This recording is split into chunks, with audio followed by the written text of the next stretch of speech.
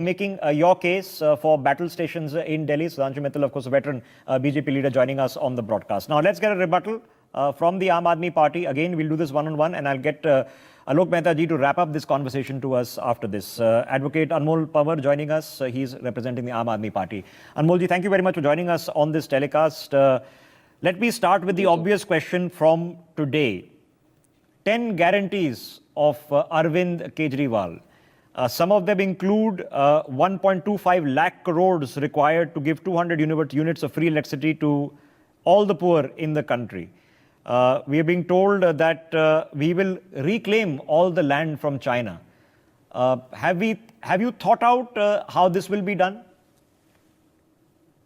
Rishabh, when we first came to power in 2013, we were questioned that how will we fulfill all our promises mentioned in the manifesto. We very well informed the people that even after 75 years of independence, our country is struggling. The people are struggling even for the basic amenities in the national capital. We made it possible. The budget in 2014 of Delhi was 36,000 crores. Now it is 76,000 crores. The only government which is in surplus in this country. And people are getting free electricity, free water supply, best quality education and healthcare system, and many other facilities. To the women, we are giving 1,000 rupees per month, free bus rides, and that has been possible because of our Delhi governance model. And we have planned it for the national level as well. As a part of India Alliance, when we come to power on 4th of June 2024, we will certainly ensure that all the guarantees made by the Honorable Delhi Chief Minister, it gets fulfilled. Okay. So these guarantees have been discussed with the Congress, with Mamata Banerjee, with Akhilesh, and you are speaking for all of them? Rishabh, due to paucity of time, it was not possible because the Honorable CM came yesterday itself. But we are pretty sure that no one will disagree on the fact that children must get free education. The people of this country must get free healthcare, and most importantly, the unemployment, which is at an all-time high, thanks to the BJP-led central government, and the price rise. Okay, we are all in. Okay, so you're saying that at least thematically, this would make sense. So you will, in due course, get that agreement, even if it's not already been sought. Anmolji, now obviously good things to do for the poor of the people. Give them free electricity. I don't think they'll object to it. What would you say to the middle class of Delhi, of which there is a large chunk of people as well, who in fact have seen their electricity bill go up, who perhaps have now seen water bills now go up? They feel that they are subsidizing at their cost, and they've got other expenses as well. Times are tough. I don't agree, Rishabh. The fact is that the LG, the Lieutenant Governor of Delhi, who's working at the behest of Bharatiya Janata Party, he is leaving no stone unturned to stop the development work in Delhi. The Honorable Chief Minister a few months back brought a policy wherein we introduced the policy that inflated, whether it is electricity bill or water bills, it will be taken care of by the Delhi government.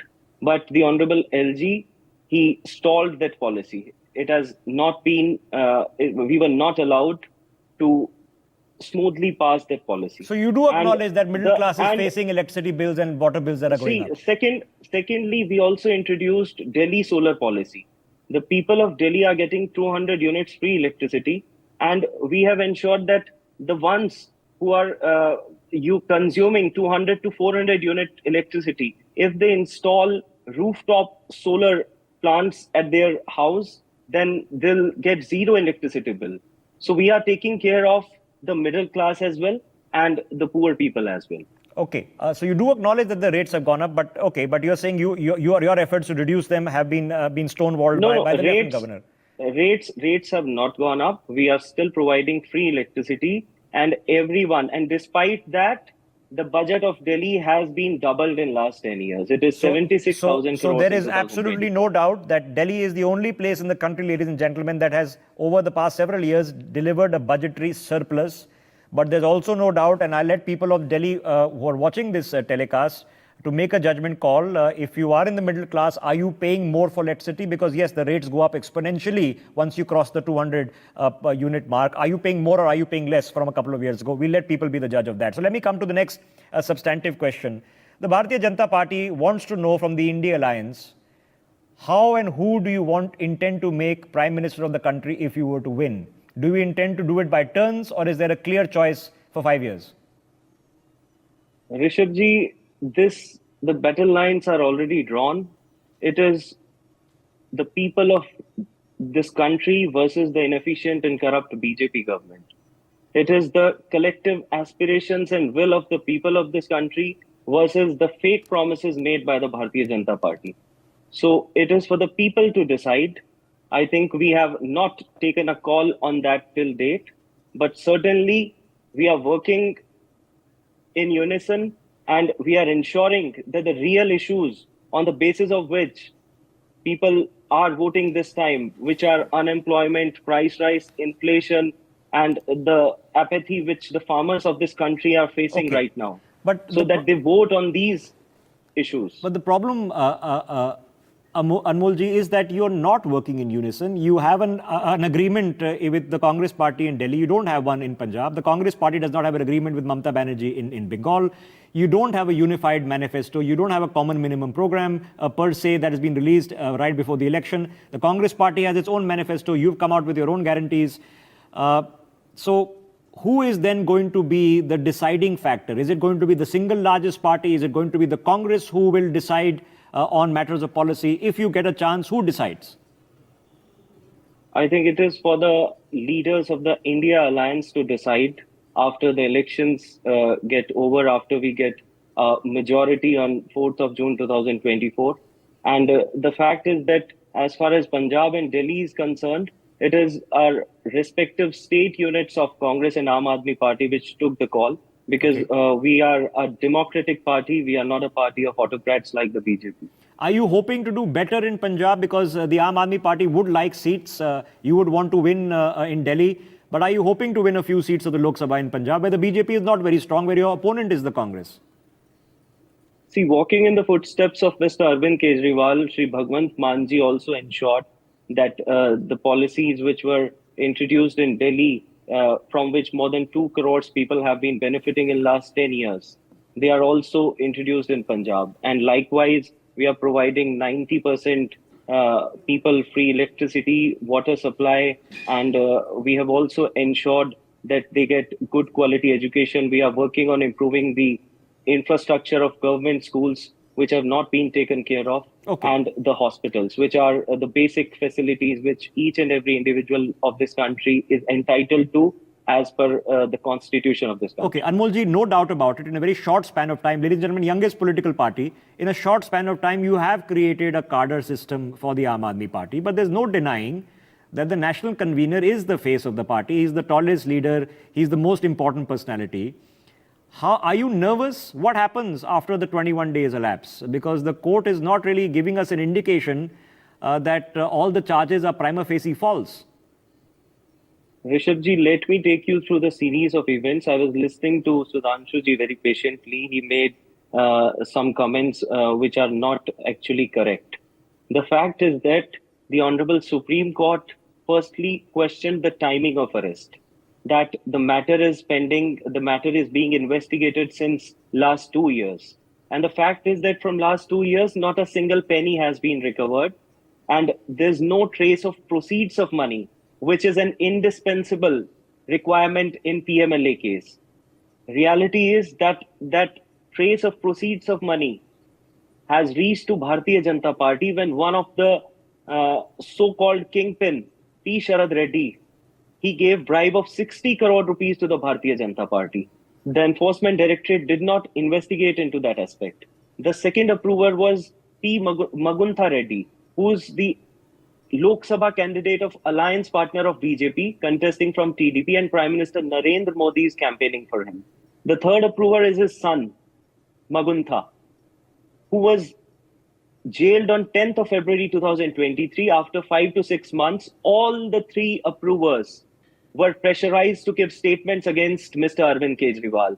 And it was very shocking when this fact came to the knowledge of the court that 20,000 unidentified documents were not made part of the record by the ED official. And it is a mandatory requirement under Section 19 of the Prevention of Money Laundering Act that there must be reason to believe that he has committed any crime. So you are confident that he's going to be exonerated? I need 20 more seconds. Please. Since more than last 2 years, trial has not commenced. No charge sheet has been filed. Till 16th of March 2024, ED was not even aware that whether he is an accused, whether he is a suspect, and in what capacity are they seeking his remand. The approval comes into scene when there's dearth of evidence. There's no independent evidence. There's no corroborative evidence. And the fact is, I have two more questions before I come to you cannot infringe. You cannot infringe right to liberty of an individual, which has been enshrined under Article 21 of the Constitution of India, on the basis of mere accusations. No doubt, you're a qualified advocate as well. I can make accusations against you as well. Yes. So it's not that so I have two more questions. Did the party have a sufficiently robust mechanism to fund its electoral campaigns in Goa and other places in Gujarat if you did not get the money from the Delhi liquor scheme?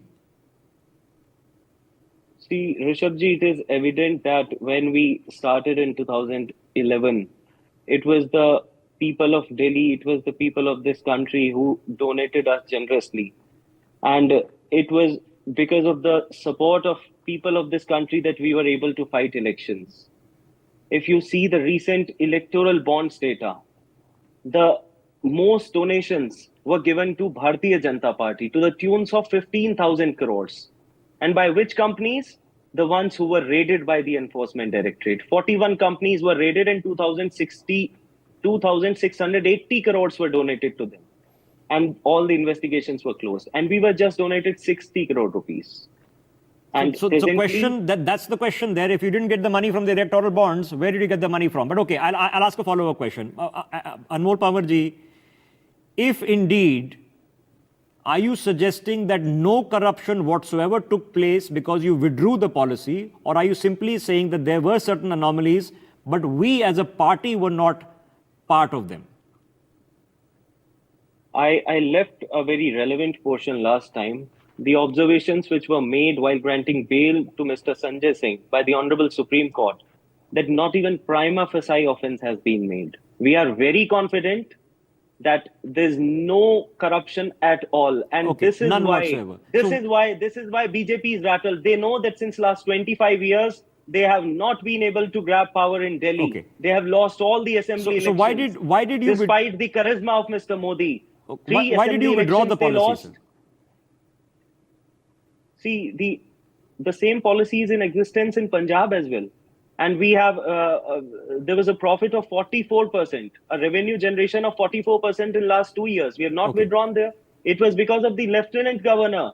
He's instructing the officials. He's instructing the officials that he'll take action against them if they work on the directions of elected ministers. A nominated person is threatening elected minister through the officials. And that is the reason why, after 8 years, when we won the services matter, the Constitution bench of the Supreme Court gave us decision in our favor. The central government brought an ordinance within 8 days. And they took all our powers. We are so much afraid of this governance model that they know that they cannot win us electorally. That is why they want to crush us. Are you ready? But they must not forget that we are revolutionary. Can I say something? Yes, We will never bow down. I'm out of time. We will never bow down before the murderers of democracy and Constitution. We've heard from Sudhanshuji, we've heard from Anmolji. I promise this would be, we'll hear from both of them in peace. Sudhanshuji, if you want to make a small point, I'll come to you at the end. Let me quickly get Alok Mehta ji on